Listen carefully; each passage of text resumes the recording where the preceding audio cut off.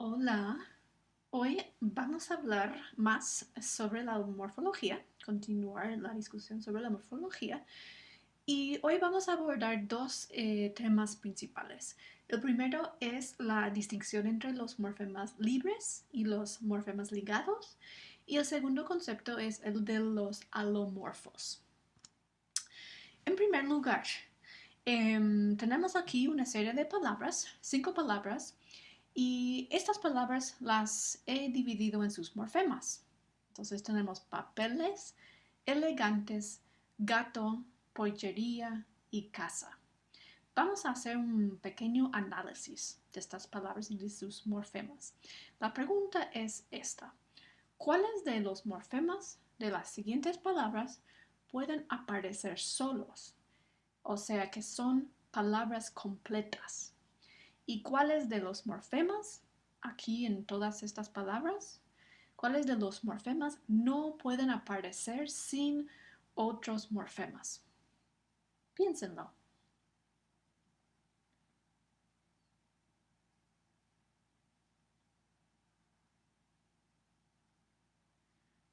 Muy bien, vamos a ver si su lista se parece a la mía. En esta lista de 5 palabras con sus morfemas, los únicos morfemas que son palabras completas y que por lo tanto pueden aparecer solos son el morfema papel y el morfema elegante. Todos los demás morfemas en estas 5 palabras tienen que ir acompañados por otros morfemas. Si no, o sea, no son palabras completas, solos, entonces para ser palabras completas tienen que ir acompañados por otros morfemas. Por ejemplo, es. En cuanto a su uso en la palabra papeles, es como plural, no puede aparecer solo. Ese del plural tampoco, no es una palabra completa. Gat en español no es una palabra completa. O en cuanto a su uso como marcador de género masculino, tampoco es una palabra completa. Con otros significados sí, ¿no? Como conjunción. Pero en su uso como marcador de género, en la palabra gato, o, esa o, y el significado que tiene, no puede aparecer solo. Poich tampoco. Eri no es una palabra completa. Cas tampoco. Y a no es una palabra completa en su uso como marcador del género gramatical. Entonces, ¿qué nos dice esta observación? Nos dice que a través de analizar y observar el comportamiento de diferentes morfemas, aquí podemos empezar a pensar, es que algunos morfemas tienen cierto comportamiento y otros se comportan de otra manera. O sea que hay diferentes tipos de morfemas y las propiedades, las características de ellos son diferentes. Vamos a basarnos en esta observación para ver una distinción importante en la morfología. Y es la distinción entre los morfemas libres y los morfemas ligados. Es otra manera de decir lo que acabamos de observar, que algunos morfemas pueden aparecer solos y otros necesariamente tienen que ir acompañados por otros morfemas. Entonces los morfemas libres son morfemas que pueden aparecer solos sin afijos y solos forman una palabra completa. Ejemplos de morfemas libres son papel, veloz, quién, por y, ¿no? Entonces, solos, estos son morfemas y no necesitan tener afijos para formar palabras completas. Solo son palabras completas. En contraste, los morfemas ligados son morfemas que nunca jamás pueden aparecer solos. Siempre se encuentran con afijos o con raíces. Entonces, todos los afijos, los prefijos, los sufijos, son morfemas ligados. Pre, como afijo, no puede aparecer solo. Tiene que ir con una raíz. Con una raíz, por ejemplo, predecir, con una raíz que es un verbo. Mente como terminación adverbial no puede aparecer solo. Además, la mayoría de las raíces de los sustantivos, los verbos y los adjetivos en español son morfemas ligados. Casi todos los sustantivos, verbos y adjetivos son morfemas ligados.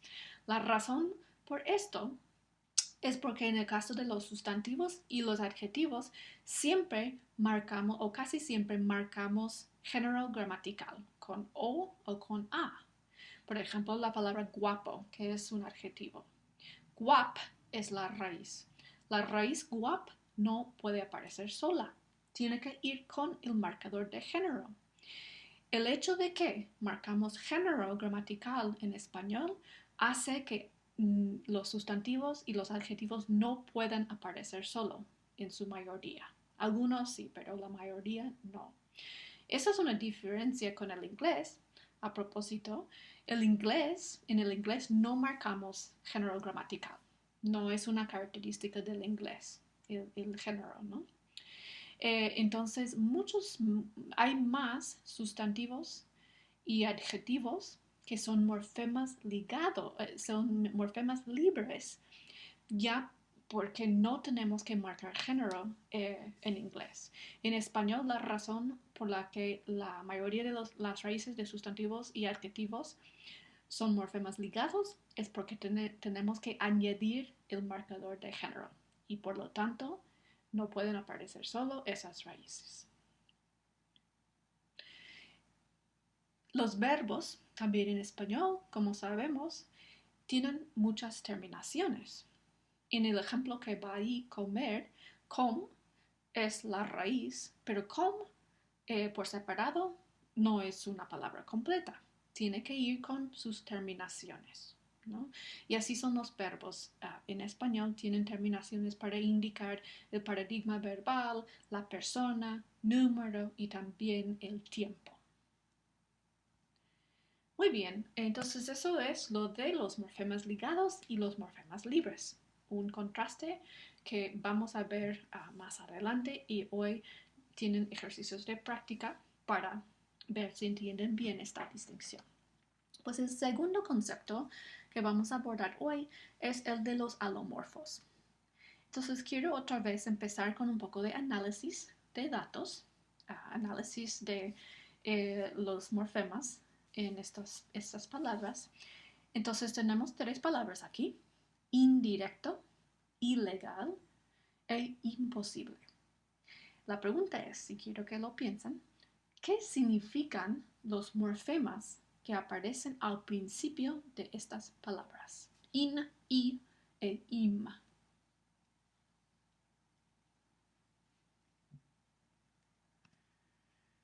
¿Están de acuerdo conmigo? ¿Qué significa no? Indirecto es no directo. Ilegal, no legal. Imposible, no posible.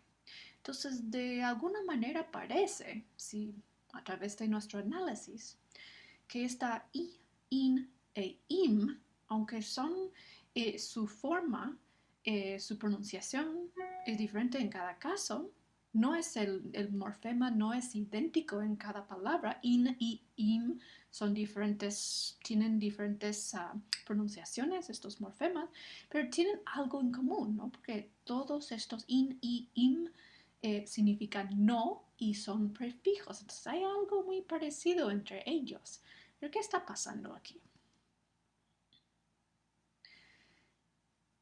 Y si lo pensamos, nos podemos preguntar, pues, ¿qué diferencias tienen estos tres morfemas respecto a su forma?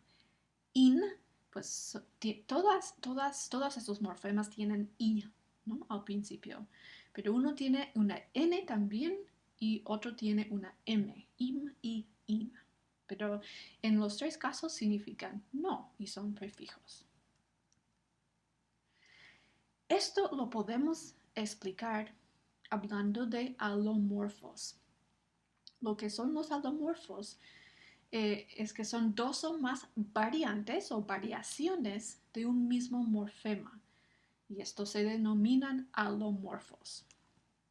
Entonces, im e in, como significan la misma cosa y tienen una forma muy parecida, parecen estar relacionadas entre sí, pues podemos suponer que forman los alomorfos de un solo morfema, ya que tienen el mismo significado y una forma muy parecida. Y vamos a decir que el morfema es in y las variantes son i, im e in, ¿no? Que estos tres son los alomorfos. No sé si ustedes recuerdan algo de la relación entre un fonema y un alófono. Pues la relación entre un morfema y un alomorfo es paralelo, es análogo, es una analogía. Compararlos. Entonces, un morfema es a un alomorfo, como un fonema es a un alófono. Pues son variaciones de una misma representación mental, el morfema in. I, im e in son alomorfos del morfema in. La relación entre morfema y alomorfo es como la relación entre fonema y alófono. Bueno, pensando en lo que sabemos de fonética, acabamos de terminar el capítulo sobre fonética y fonología, y si observamos las palabras de esta lista, indirecto, ilegal, imposible, ilegítimo, intangible, ilimitado, imprescindible, imborrable, indeciso, díganme qué regularidades pueden observar en estos ejemplos. Pensando en lo que sabemos de fonética, sobre la influencia de un sonido sobre otro que ocurre a veces.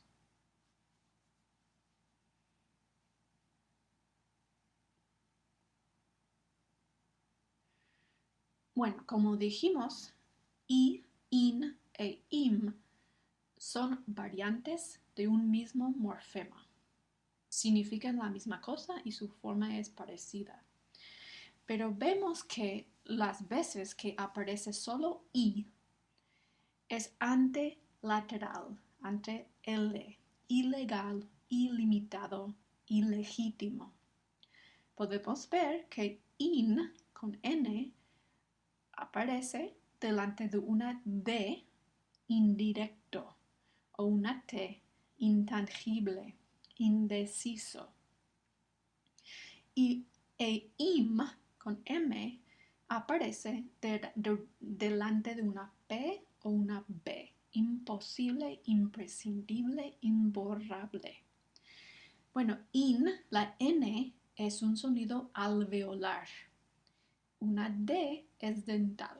Tienen un punto de articulación muy parecido. Entonces, alveolar con dental es lo que condiciona el uso de la n ante d y t.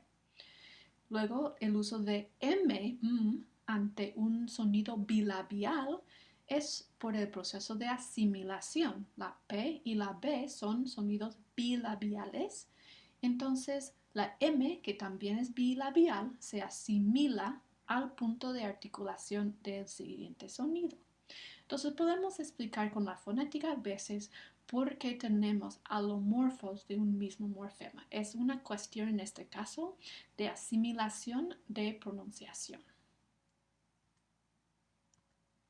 Bueno, para darles algunos ejemplos más de los alomorfos, como hemos aprendido en las clases de gramática, muchos verbos tienen raíces, lo que llamamos generalmente en esas clases, irregulares. Bueno, en lingüística los vamos a llamar alomorfos de un mismo morfema. Entonces sabemos que el verbo poder, pod, sería el morfema, pero tiene variantes en los diferentes tiempos verbales. Entonces sabemos que en el presente de indicativo y en el presente de subjuntivo, el pod del infinitivo cambia a puede, pueda. ¿No?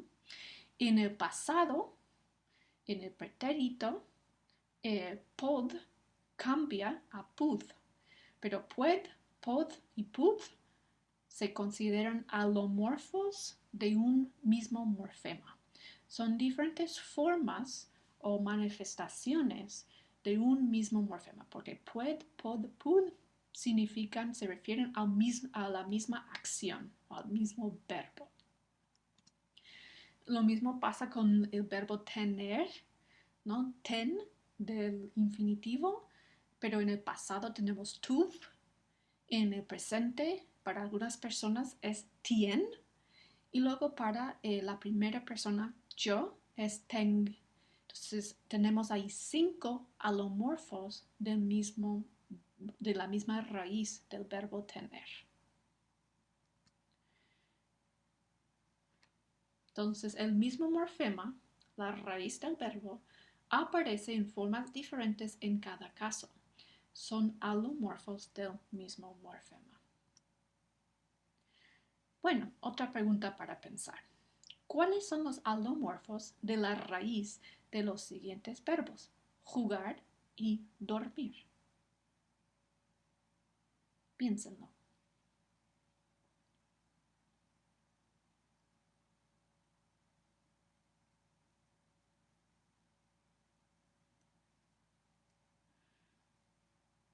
Bueno, pues son jueg, jug, creo que son solo 2. Y en el caso de dormir, duerm, dorm y durm.